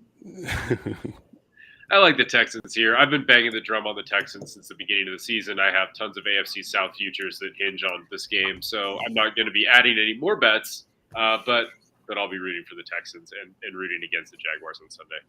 Okay, next game on the schedule. This one is a little bit less high stakes. We have the Tampa Bay Buccaneers heading to Charlotte to take on the Carolina Panthers. Carolina Panthers are 4.5-point underdog. The total is fairly low at 37. The Buccaneers, this is a big game for them. Win and they clinch the division. They get a home playoff game. If they lose this game, they're out. The Panthers have been playing for nothing but pride, if you can call it that, for the majority of the season at this point. They continue to just play for pride. In this game, it has zero implication for anything for them moving forward. So, what do we like in this game? I guess Tampa. Tampa. I mean Tampa. I mean Carolina's awful. And what's the owner gonna do? What throw a 40? Dump beer on his own fans. I mean, Carolina's such a clown show. And I tell you what, imagine giving all that up to pick Bryce Young, right? You give all that up. You basically give up your franchise for one guy, and he's just not that good. You even now got to ask the question, and I look for you Carolina fans out there. I'm sorry for you Georgia fan. You've got to ask the question like we had to ask on Malik Willis, like after the second time he was out there. Is this kid an NFL quarterback? He's skinny. I don't see it. I mean, I've seen Carolina now 3-4 times with this guy. I just don't see it. I think Tampa wins this game handily, but I think the bigger problem for the Panthers going forward is you gave all this up for Bryce Young. Is he an NFL quarterback? I don't think right now they're able to answer that question affirmatively with any enthusiasm. Mitch, where are you at in this game? Yeah, I mean, I'm with you. I want to see David Tepper throw some more alcohol on his own fans this time. I am a huge Bryce Young fan. I'm a big Alabama fan. I've pretty much watched every snap. I think he will make it. I come from a time where quarterbacks are allowed to have more than one or maybe even 2 seasons to develop. And when you go to a dumpster fire that's the number 1 pick in Carolina, coaching sucked, coaching turmoil. So I still think there's a lot of hope for Bryce Young because even in college, he looks small, but the timing and accuracy on his throws is not something that's just going to go away. Mitch, so let me just ask you this, okay? Yeah. 2 years ago, I think it was, when Jacksonville won one game, they fired Urban Meyer, and they had Trevor Lawrence, okay? And it was a complete dumpster fire. Did you, for one day, ever think Trevor Lawrence might not be an NFL quarterback? One day. Answer, no. Everybody knew this guy was going to be an NFL quarterback, and I think Jacksonville won 1 or 2 games, just like Charlotte has. But you never had doubt this guy was going to make it. Everybody's doubting Bryce Young now. I hope you're right. I hope he makes it. I don't see it. Yeah, I mean, quite a few people doubt actually. Yeah, I think that's a great analogy because Trevor Lawrence right now, who looks the part, is a mediocre quarterback, and I think Bryce Young's ceiling is actually higher. I mean, he's been this guy forever, and he's been a winner, and he's just so accurate, and his arm strength is fine. He's fine. He's in a dumpster fire of a situation. Let's see what happens with the good coordinator. But yeah, I'm going to go with Tampa Bay here. When you're the NFC South champs, Baker Mayfield gets to ride off and get to have some fun in the playoffs, much deserved. And to talk about a guy that nobody gave a chance, that had to go through different coordinators and to see what he's become. And if Bryce Young became even a smidge of that, that's not a bust. So I'm still high on Bryce and on this Bucs team. Dan, what do you think? Tampa's been dominant all season. I mean, the Bucs have, I think, gone 7-1 against the spread away from home. Hell, you might as well just ask the NFL if you can move your playoff game out of Tampa because the Bucs just can't play well there. I mean, they already played the first game, and Tampa should have covered that one. Carolina backdoored their way into it with a touchdown with 5 minutes. I don't think this one is as close. I think the Bucs roll. All right. I kind of think that the Bucs roll too, but I won't be playing it. I think if I had to play it, I think they probably win a close-ish game just because Carolina is, could be weirdly feisty in this final game of the season. But before we get too far along, we would be remiss not to mention Healthy Cell, one of our longtime partners. John, you want to talk about Healthy Cell? Well, I tell you what, I'm going on a bus tour. I leave Sunday for Iowa, and we ship out here about 10 a.m. I'm going to be in Iowa, then New Hampshire, then South Carolina. Then I got to cover a caucus in the Virgin Islands. Pity me going there. But look, you go on these bus tours, and especially in Iowa, where we're an hour behind. I'm getting on the air at 5 a.m. We're covering events at night. this is going to be a very tough, very tough 3 weeks for me and my team. How do we get through it? How do I get up every day and look fresh as a daisy? REM sleep with Healthy Cell. Because if I'm only going to get 5 or 6 hours, it has got to be solid. You can't be tossing and turning, not falling asleep, and you're kind of asleep but not asleep. No, you got to get into a deep sleep. Your body has got to rejuvenate, short term, long term. The best thing you can do for your body this year and for your sleep, and sleep is way underestimated. Everybody needs to get more sleep. You do that with REM sleep. All you got to do is go to healthycell.com/Godzilla. Go to REM sleep, promo code Godzilla. You get 20% off. Get a 90-day supply. It doesn't take any time. One night, rip it open, down it 15 minutes before you go to bed. Tastes great. And you're going to be asleep like that. And in the deepest sleep, you're going to dream.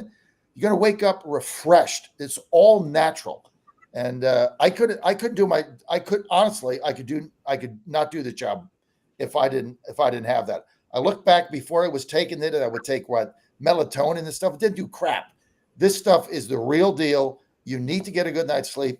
healthycell.com/Godzilla, promo code Godzilla, REM sleep, 20% off. Get yourself a 90-day supply. You're going to thank me. You're going to say, John, it's the best thing I've ever done for my life, for my family.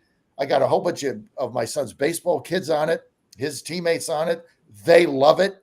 And they got to get 10 hours of sleep a day is their minimum. And they get that Whoop thing on there that they make them wear. And if they don't get 10 hours, shows up on the computer, and then they got to run. So works for them. It can work for you also. healthycell.com/Godzilla, promo code Godzilla, REM sleep, 20% off. Do it now. Thank me later. Moving right along, we have a totally meaningless game on the schedule. Browns versus Bengals. I think that a lot of people thought that this may have some playoff implications when they initially scheduled it, but it means absolutely nothing. The Browns have already clinched a wild card berth. They're locked into the 5 seed. The Bengals have been eliminated. So there's just going to be some guys just walking around the field in a purely meaningless game for almost everyone. Cleveland's resting a lot of the team. Flacco's resting, which means that Jeff Driscoll will be drawing the start for the Browns. I didn't know Jeff Driscoll was still in the league until I read this morning. Then P.J. Walker will be playing backup for him. So Joe Flacco's not getting in the game. The spread is weird. It is 7 points. It's Bengals -7, totals 37.5. I just can't imagine either team putting much into this. I don't know if we need to spend that much time on it. Does anyone have just a quick pick for this game that if they just insist on betting every game? This is like going to the casino and walking up to a roulette table, and as soon as you get there, you put $10 on red or black. Who cares? I have no pick, no interest. If I had to bet a full piece on this game. I bet the red. I bet the red. Dan, tell us why we should. Okay, so Cleveland, their defense great at home, terrible on the road. The Browns give up 29.4 points per game away from Cleveland, and Cincinnati has not failed to win and cover in the same game. If the Bengals win, then they cover or push. If the Bengals lose, they lose on the spread. I don't think Cleveland wins this game since Cincinnati, and I'm taking the Bengals team total over 22.5. Interesting. Nate, that's not very nice to yawn during the Cleveland Browns Cincinnati Bengals. That's just not nice. I saw you. Yeah, this game. So the Bengals are playing for something. They want to go above 500, and they're playing and on top of their playing team for his next deal. Yeah, so I think Browning is going to play. The Bengals are going to field this team that was, came down the stretch, about 500 with Browning. If you had to bet, it's the Bengals with -7. If you had to, I'm not touching it. But the only thing I do is maybe just throw a little bit on the Browns money line just because they can't rest everybody. But I just can't imagine the Bengals playing too much. So they're going to try. All right, let's just keep this on the. Well, gosh, I'm looking here at all the live reads we missed because we've just been talking so much. John, tell us about MyPillow. Well, you go in a bus store, you got to have MyPillow, right? MyPillow 2.0. But I tell you this: if you don't have the down comforter, you're just depriving yourself one of the finer things in your life. And slippers. Do you have the slippers? I just bought a new pair for Anne. not whatever her size. Oh, and I bought a new pair for Joe, 9.5, sending them to him. Right, his are starting to wear out. My slippers. This is the best slipper you're ever going to wear. I'm wearing them right now. I'm going to wear them on my bus tour going to Iowa. They're the most comfy things in the world. Right after the show, I've got to got to go pick up my cleaning. I got to get, all this like errands I got to do before I leave. I'm not going to put shoes on, baby. I got my slippers on. I go in the hot tub. I got my slippers on, right? Take them off. These are the most comfortable things you're ever going to get. And right now they're on sale. You can get up to 71% off. Just go to mypillow.com, promo code FUN. That's right. The new promo code for our show. Promo code FUN for MyPillow, up to 71% off. Right now, free shipping through January 15th. So you still have a week to get free shipping. Mike Lindell's extended. I just had him on my show Friday, and I'm going to be seeing him in Iowa. Great guy, great company. MyPillow.com, promo code FUN. If you don't have a pair of MyPillow slippers, ask yourself, why am I depriving myself one of the finer things of life? Go get it now. MyPillow.com. MyPillow.com. Okay. We got Vikings Lions here in another game that doesn't mean a ton. I guess the only way that it means anything is if just total chaos happens in the NFL on Sunday. The Vikings, if they lose, then they're out of the playoffs. If they win and Seattle, Green Bay, and either the Bucks or the Saints lose, then they're still alive to get into the playoffs. So they need a lot to happen. Likewise, the Lions are more or less locked into the 3 seed. The only way they can move up to the 2 seed is if the Cowboys and the Eagles both lose this weekend. So not a ton going for either team. The line is Lions minus 3.5, totals 46. It seems like the Lions could rest Jared Goff. We don't know. It seems unclear at this point how invested Detroit's going to be in this game. Dan, what do you think here? I gotta think that the Lions just don't really take this one all that serious. Tough to go against them because Detroit has not followed up a loss with consecutive loss all year, but I got to think that the Lions are probably just going to rest people, and I think Minnesota cares more and ends up covering. John? Dan Campbell's not going to lose 2 games in a row going to the playoffs. This team's pissed off over what went down in Dallas. They were the better team. If they play Dallas at home, they're going to beat them, Nate. This is a better football team than Dallas is. They should have won that game. They're pissed. Well, Campbell's not going to be resting players so we can go 0-2 go in the playoffs. Lions are going to win this game. Mitch, what do you think here? Yeah, I agree. I don't think Dan Campbell has a bigger goal, and that is to win a Super Bowl. And he knows that he cannot go limping into the playoffs. I think they play hard. I think he plays Goff. I think the Detroit Lions blow Minnesota Vikings out of the water today. I'm taking Detroit with the points, and all day long. I just don't think like John said, Dan Campbell is not going to let them have the stank of a Dallas loss and then a Minnesota loss and then just fumble into the playoffs. So yeah, go Detroit heavy here. Yeah, I mean, I kind of want to agree with you guys, but gosh, I think it would be in Detroit's best interest to just rest some guys. They've been sort of dealing with some injury stuff. It seems like you'd want sort of a little bit of a sharper team headed into the playoffs, but I suspect you guys are probably right. Dan Campbell doesn't always make the most intelligent decisions when it comes to managing his football team. So he'll probably just have them all out there, and then Jared Goff will get injured in the first quarter. Let's move it along. We got Jets, Pats. This is another one that's just, going to be a real barn burner for anybody that loves, turnovers and fumbles and punts. They're basically playing for nothing. The Jets are playing for nothing. They're playing for Aaron Rodgers to recover from his Achilles heel surgery to, for next season.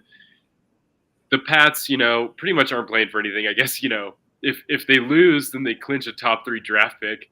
And, a win kind of, I guess, just is another win over the Jets. Do you guys doubt in the past 3 or 4 weeks that Belichick has his team playing really hard, right? They upset Denver in Denver. They had a very competitive game last week in Buffalo I think Buffalo was 15. They won by 7. Pats were in the game. I mean, when was the last time they really got blown out or folded their tent? Whatever you want to say about Bill Belichick, this team, as bad as they are, he's still got them playing hard. They're at home. This could be the end of his whole legacy. I think this team rises to the occasion. I think this is one of the best bets on the card. I think they rise to the occasion, win this game for their old ball coach here. So I love the Pats at home minus a 2.5. Just could give a rat's ass. They just want to get the hell out of there. Mitch, what do you think here? What I think is the NFL is crazy when legacy people retire or leave. In the MLB and everything, Derek Jeter can ride off and have 160 games where people are clapping and cheering for him. Bill Belichick is probably playing his last game in New England, and there's going to be with little fanfare. I remember when Troy Polamalu's last game, because you didn't really know if it's his last game, and he walks off maybe. Ben's last game. It's so anticlimactic. So I'm with you, John. There's something about this Patriots team. They're playing for their coach, the coach that they know is not going to be there, the greatest coach of all time that is getting drugged through the mud. It's all Brady, boo, boo, boo, boo. But it's crazy. We're going to watch Belichick's last game at Gillette, and they're going to win that game. And I like this one heavy too. New England wins this one easily. Dan? I mean, Belichick doesn't lose to the Jets at Gillette Stadium. I mean, since the place opened, I mean, New England has gone. Let's see. I want to say it's 19-3, and the Patriots have won 15 meetings in a row again, no matter where the game is played. Sounds about right. He's not losing his. Right. It is 15 straight. He's not losing his last game in New England to the Jets. Right. Belichick hates the Jets more than anything. Right. This might be the best bet of the week because the Jets don't care, right? And Rodgers is going to. I mean, I think the Jets care because they want to stop losing to the Patriots, but I don't think it matters enough. I think the only thing going for the Jets is the fact that they have literally had meaningless games through the whole season, and they ebb and flow whether or not they play. So they're used to meaningless games. So that might be their. So they're pumped up. This is their normal. Yeah, the Jets haven't been playing much since the first quarter of the first game. So no, not at all. Motivation at this point is, that's just an abstract concept for them. Okay. Well, if you want to have more fun than the Jets and Pats players are going to be having, maybe take a trip to Rosie's. John, tell us about Rosie's. It's very simple. Biggest payouts, biggest jackpots. I don't need to say anything else. Why? This is not because they feel like doing it, which, whether they do or not, so irrelevant. If you live in Virginia and you went through this Rosie's gaming scenario to get it passed through the General Assembly, one of the things that the Virginia General Assembly did is they made the state take a lower take out of the machines. Like Vegas, every gaming institute you go to, slot machines, whatever it is, the house has a take, right? That goes to taxes, goes to the state and the city. And Rosie's has one of the lowest takeouts. It has the lowest takeout in the country. So if you go to Rosie's and you're playing their slot machines, that's why they have the biggest jackpots and the biggest payouts, because the take is the lowest. And so that's why Rosie's is such a great experience. Now, this is the other thing. It's all about fun, guys. Great atmosphere. They're super clean. The security is perfect. The food is phenomenal. It's brightly lit. It's not like going to one of these seedy casinos where dark and they're pumping oxygen in. They don't do any of that. It is the most fun you're going to have. It's a great date night. It's just great to have fun. Now, Ann loves to play the slots. She does that. I go upstairs. I got OTB. I got all the TVs. I got the football games. We have so much fun there. It is the fun place to go. Go to rosiesgaming.com, rosiesgaming.com. Win money, have fun. And basically, it's just a fabulous experience.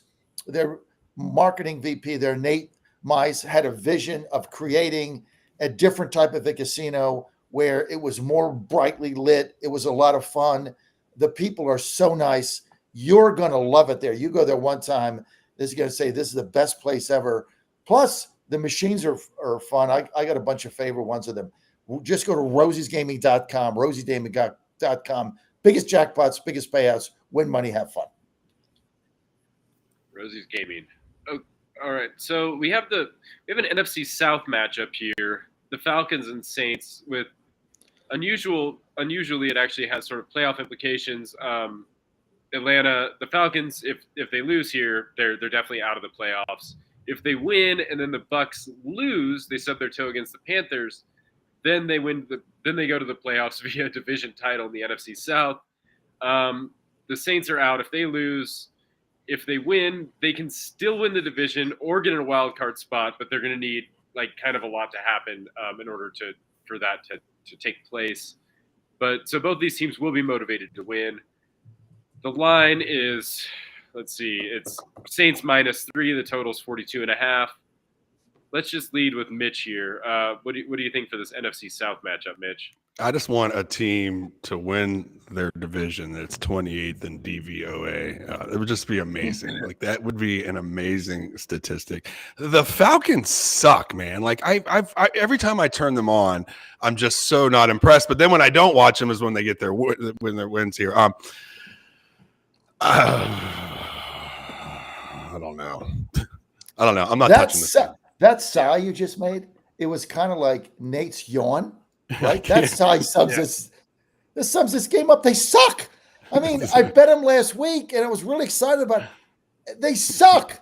Okay, I don't know Arthur Smith, whatever his name is, Arthur Smith, right? I always get the names wrong. Coach Smith, Arthur Smith used to be offensive coordinator. Arthur Smith. He's got to go. The whole franchise is a disaster.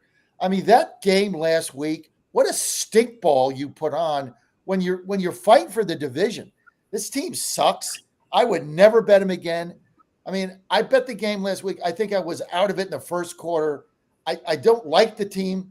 You know, all the talent they got, all those running backs, great offensive line, they play good defense. Team just doesn't win. I think they're poorly coached. I think it's the end of Arthur Smith. I think they got to fire his ass. That's maybe somebody will hire him as OC, but you just can't bet the Falcons. And look, the Saints are playing hard. I don't know if they can make the playoffs, but you know, Saints are winning games, and so I'm going to go with the Saints -3.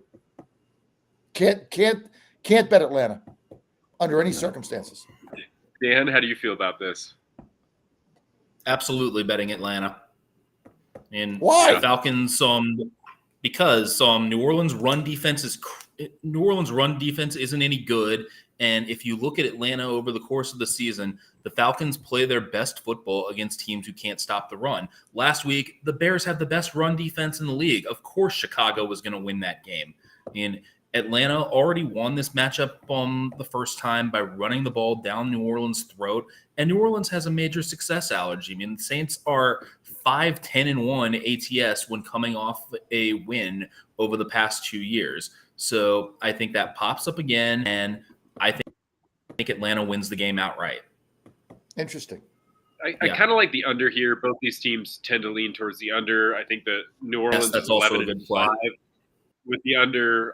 Atlanta's 10-6 to the under. I think the under is probably where my money will go. But I kind of agree with Dan on Atlanta, just because I have some hilarious Dennis Allen stats here as a head coach for the, currently he's head coach for the Saints. But as a favorite, Dennis Allen is 7-16-1. So that's 30%. Yes. He's 3-8-1 against the spread as a favorite this season. That's 27%. He's 2-7-1 as a division favorite. That's 22%. He's 4-16-2 against the spread after a win. That's 20%. Oh my God, I'm going to bet Atlanta. And Derek Carr as a favorite is 20-37-2 against the spread at 35%. So there are not a lot of trends suggesting that New Orleans is awesome as a favorite when you look at the head coach and Derek Carr, and particularly when you combine the two of them. And it looks like Alvin Kamara is going to be out. So I have a hard time betting the Saints here. I think that the Falcons are probably my lean, just based on those hilarious numbers alone.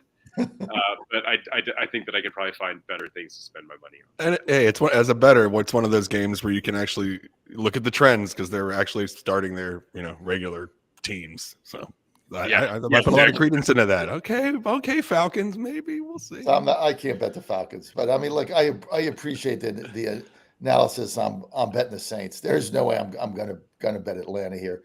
The coach has done the franchise. They got so many issues, but course, no, And can't do it. and I just can't what do if it. he ends up hosting? What if he ends up coaching in a playoff game?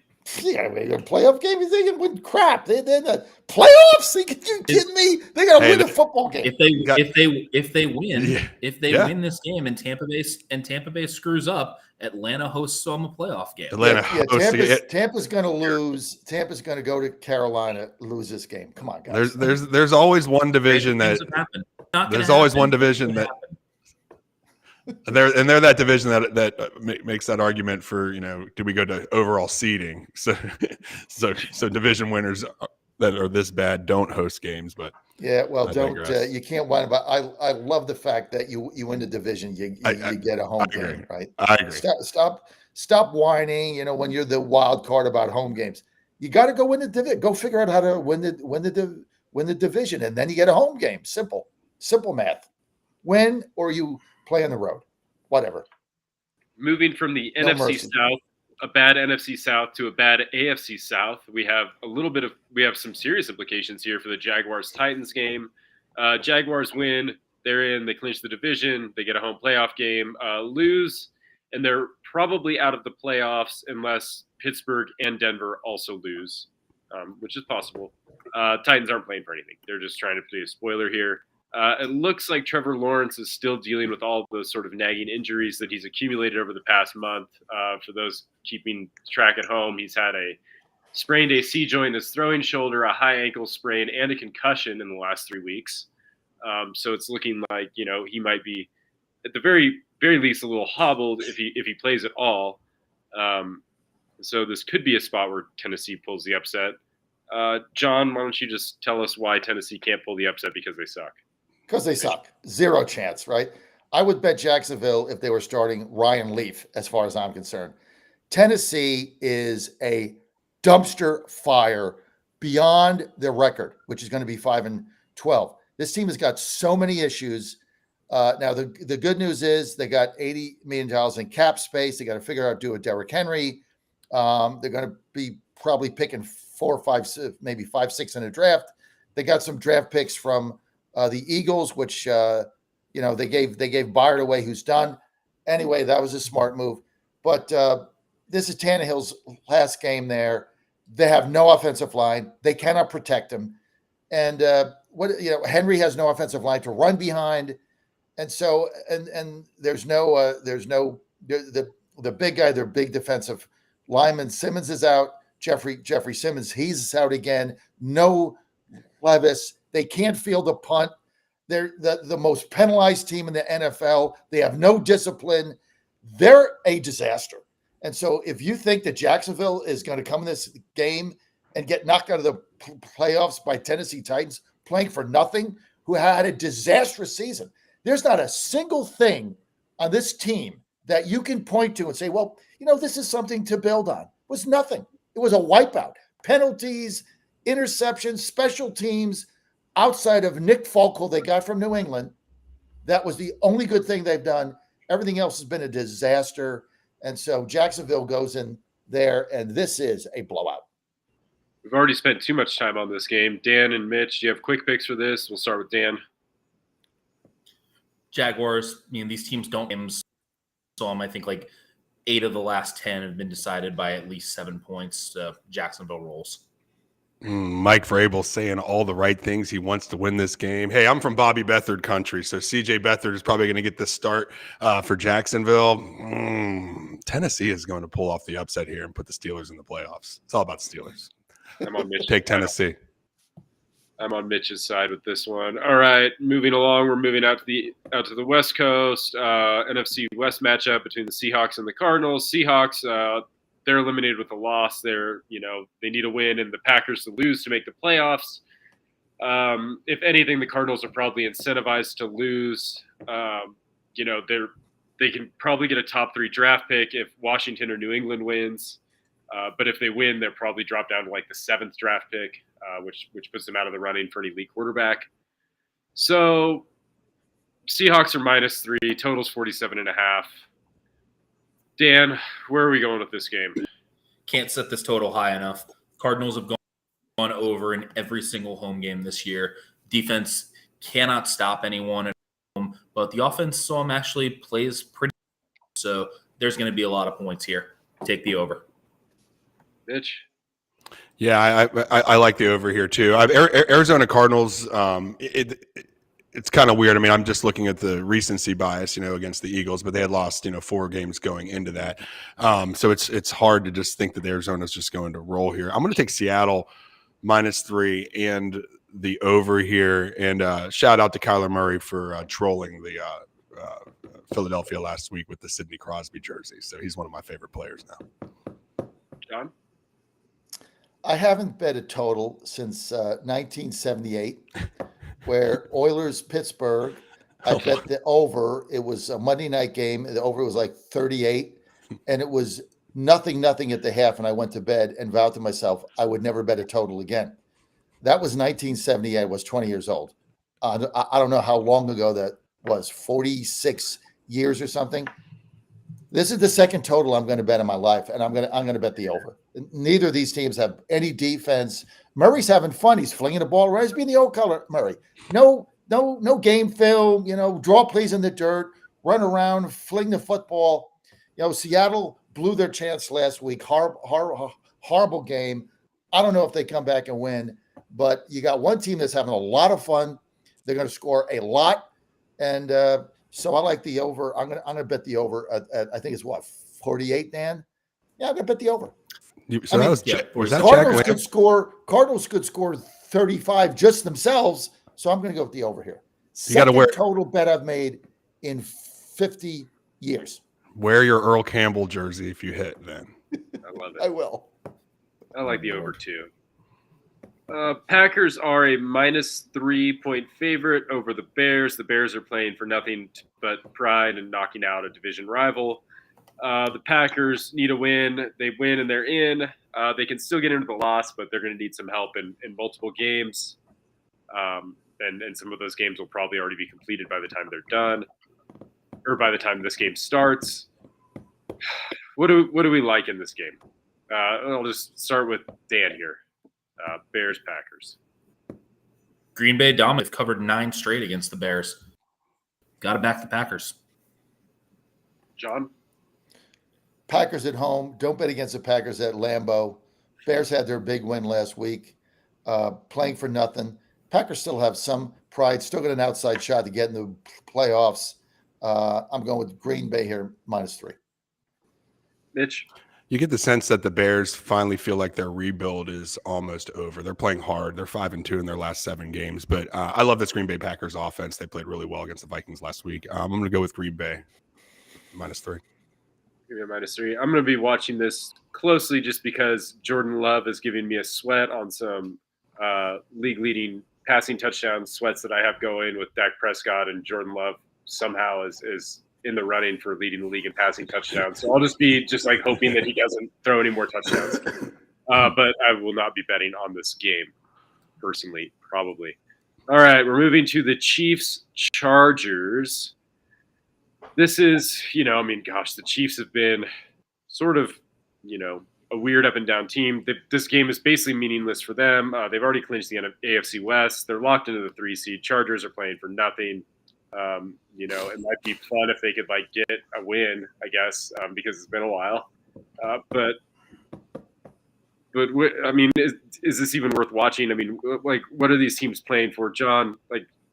Does this even matter? Do we even need to spend any time on this game? No, it's a 0 game. I mean, you can't bet the Chargers. Everything that's gone on there. And what the hell Kansas City game is going to show up. They're a little banged up. They've been all season. A lot of their stars are going to rest. There's an absolute meaningless game. They don't need to get momentum to go in the playoffs. They've already been there, done that. But they gotta win at home next week. I think a lot of their players get rested, but I can't bet LA or San Diego, whoever they are. So I'll take a pass. Anyone else have thoughts on this game, Mitch? I mean, my only thought is you could write a screenplay about some bettor that is down on his luck and he has to get this all back by betting on this game somehow. That's the only reason. The only reason you'd watch this is to put money on it. So I'll help you out here. If you guys want to do it, let's go Chargers -3.5 and just have some fun. Have it on. Have all your friends ask why this game's on. It's just a fun thing to do in your house. Dan, They always know. My wife always knows when I have money. Play the Division 3. Play the under. That's play the under. that makes smart. sense. The hell are these teams playing for? Another AFC matchup that means absolutely nothing. Broncos are playing the Raiders. The Raiders are minus 2.5 point favorite. Total's 37.5. I guess Denver could be over 500, and you could consider that a moral victory, even though they miss the playoffs if they win. The Raiders are not playing for anything. I'll start. I love the Raiders here, and I'll tell you why.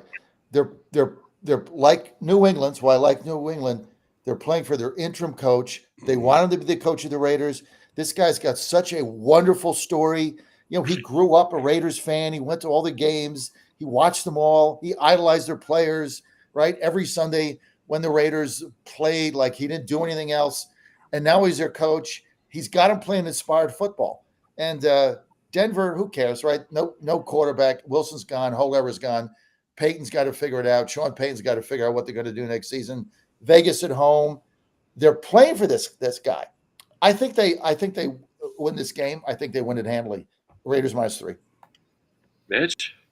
Yeah, I've had the pleasure of interviewing Antonio Pierce a few times when he was at the Skins, and he's just electric. I mean, he lights up a room, and you can understand why these players would play for him. I'm with you 100%, John. I think the Raiders roll here. They want Antonio Pierce to be that head coach next year, and I don't think I think it would be a mistake to not let him be the head coach next year. So they're playing for that. Go with the Raiders here. Dan?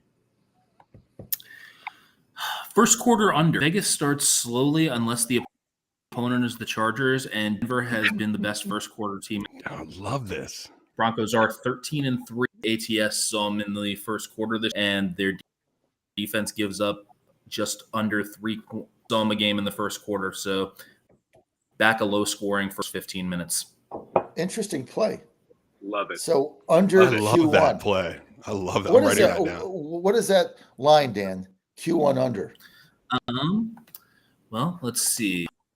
What's the full spread? 37.5 for the total. So that's probably going to be about a 7.5, 8 point first quarter.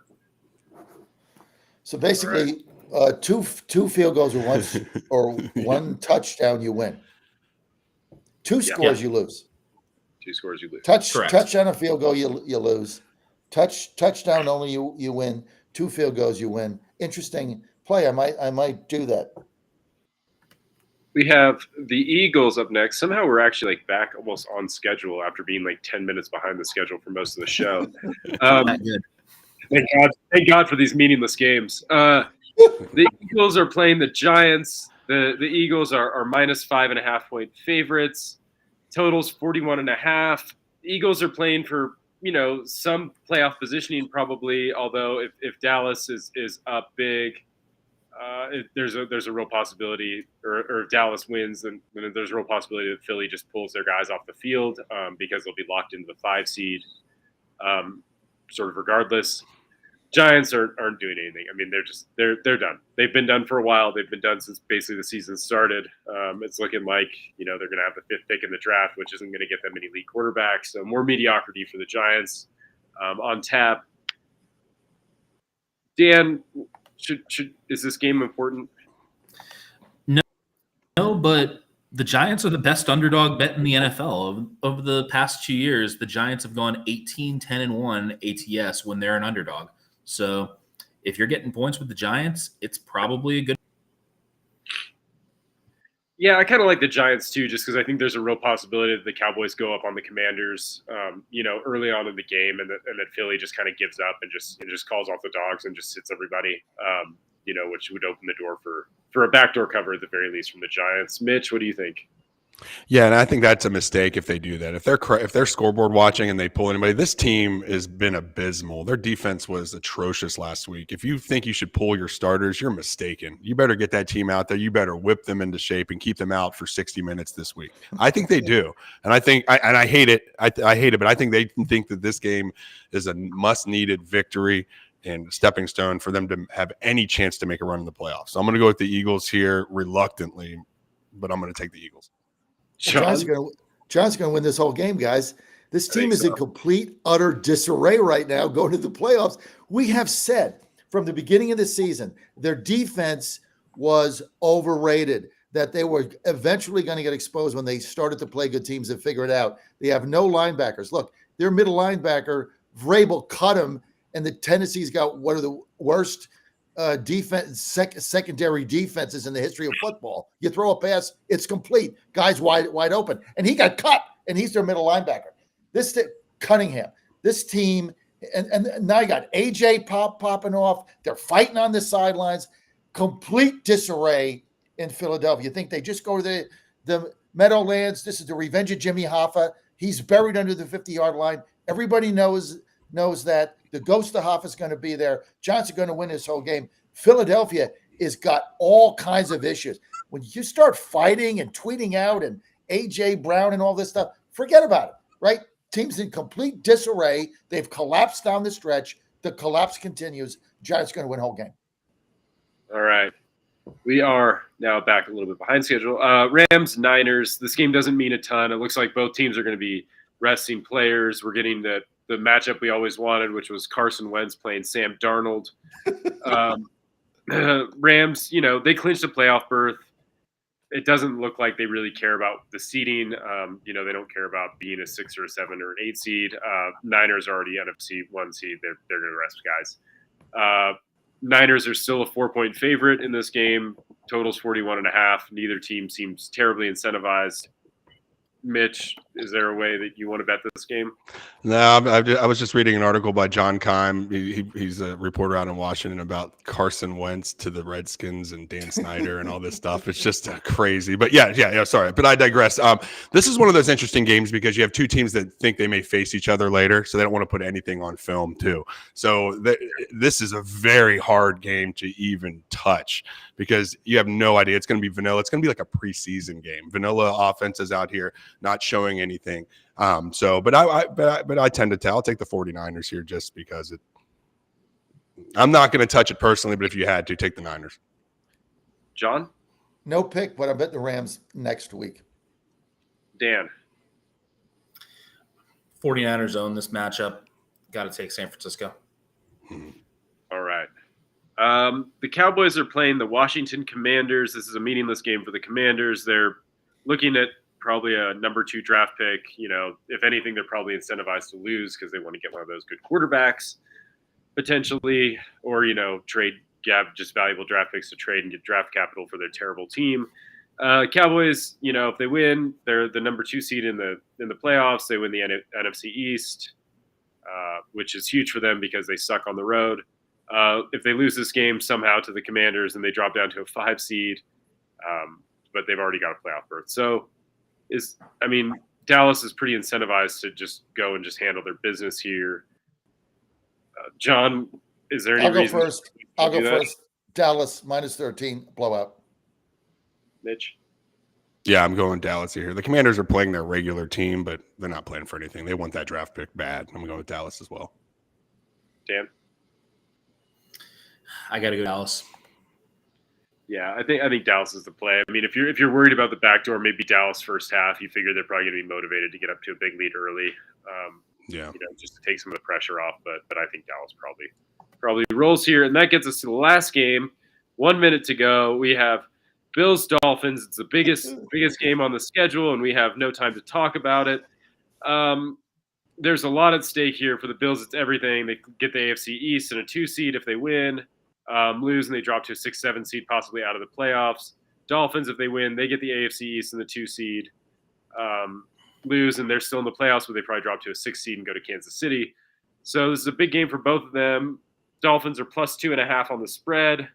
Totals 48.5. Dan, what do you think?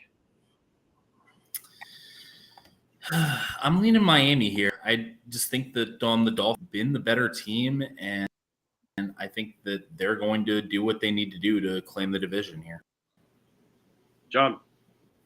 Oh, I love Buffalo in this game. The exposure of the Dolphins smoke and mirror show where they can't beat good teams continues. Coupled with the fact 52% of the fans came from Buffalo. I just still can't believe that statistic. So Bills are going to go in there, win this game, and finally expose the Dolphins for the frauds they are. Mitch? I think it being a division rival game helps out Miami here, and they can ebb and flow into one of their good games because they've had a few bad games in a row. I'm going to go with the Dolphins here in a very close game, but I'm going to go with the Dolphins. I like the Bills to take care of business here with Josh Allen finally rounding into form. Thank you, everyone, for joining us on the show. Dan Angel, Mitch Rogers, John Fredericks. Up next, you are in the War Room